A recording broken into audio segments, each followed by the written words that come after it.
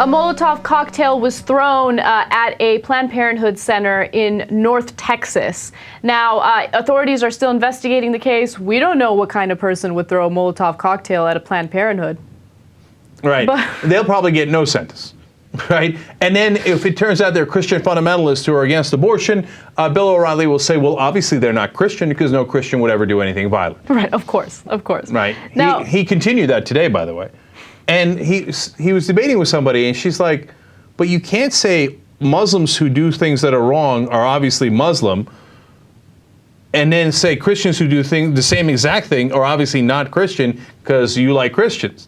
And he's like, no, I can. Well, at least he's admitting he's an idiot. Yeah, I mean, okay, all right. So, yeah, and look, this is terrorism. I mean, it doesn't get any more terrorism than a Molotov cocktail. This is absolutely terrorism. Now, before we continue talking about it, I want to give you guys the full story. We have a local news report on it, so let's watch the video and we'll discuss a little more. There are no abortions performed at this clinic. Nonetheless, it became a target last night.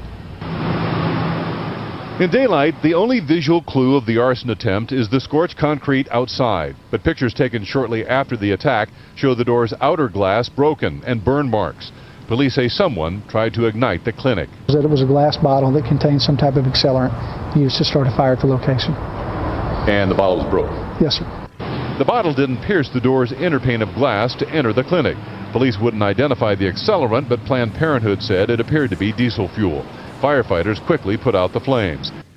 Okay, they don't even provide abortions there. And how hypocritical is it to claim that you are a pro-life individual and then you start a fire that could possibly hurt someone? Yeah, right? Of course. They're not pro-life. Yeah. I know, and they're such idiots, okay? Because all they do at this center is preventative care, okay? They screen for cervical cancer. How dare they? They give people birth control, basically taking care of women, taking care of their health. But no, we can't have that, okay? We're gonna try to burn the place down, possibly kill other people. Former Department of Homeland Security domestic terror analyst Daryl Johnson is warning about the right-wing militia movement. It's connected to this story. He says that it has exploded, that is a direct quote, over the last 2 years, and that groups have been, quote, stockpiling weapons and plotting to kill government officials in Michigan and Alaska. He's saying, for the love of God, pay attention here. I know, I was ahead of the group. This is a very dangerous movement. In fact, their numbers have quadrupled, according to the Southern Poverty Law Center. We had 149 militia groups back in 2008. We now have 824.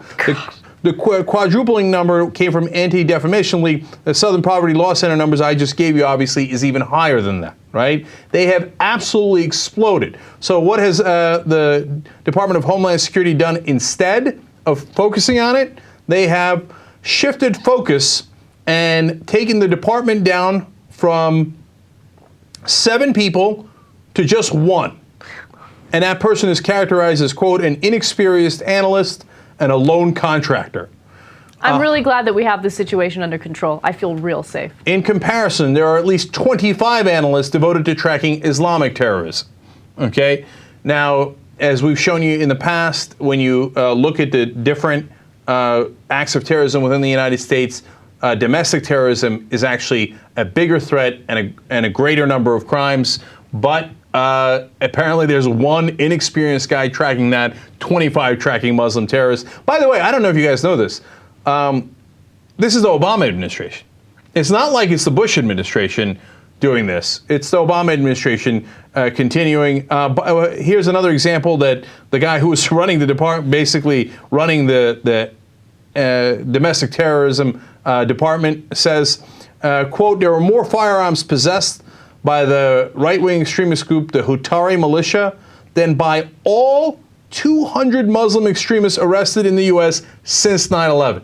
That one militia had more weapons than all of the Muslim terrorists arrested since 9/11. Okay, you're not allowed to criticize that. They have the right to bear arms, and there shouldn't be any regulations in place to prevent them from bearing arms. It's funny you say that, because Daryl Johnson was the person who instigated that report warning about right-wing militia groups that got so much political pressure early on in the Obama administration. And they said, oh, well, we will reanalyze that report and then resubmit it. And guess what? shockingly enough, the Obama administration has not resubmitted that report. They just buried it. And Daryl Johnson says here, and then this is a story that is coming out of Huffington Post, Marcus Barram wrote about it. He says, I don't understand. I'm a Republican. He's like, I'm not trying to be anti-conservative. Look at the numbers. He's like, they have a tremendous amount of weapons. Their militia groups have exploded, and they're committing crimes all the time. Why are we not tracking this when we're the Department of Homeland Security? Why are we buckling to political pressure? Well, that's because the president is Barack Obama.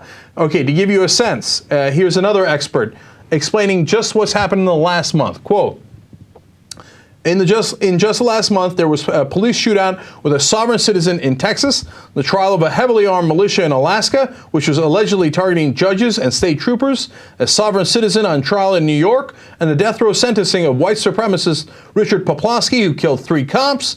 None of these were major stories. If they had been Islamists, that would have been a big headline. Of course. Are you kidding me? If all those stories, trying to kill state troopers, judges, killing 3 cops, all that, if that happened around the country and they were Muslims, well, we already have hearings on Muslim extremism that tar and feather the whole community, and they didn't even do that. If they had done that right now, Fox News would be blaring, the Intifada has come to the United States. The Muslims are here. The Sharia law is here. By the way, they pretty much do that. Regardless. Right, and how much do they cover this? 0.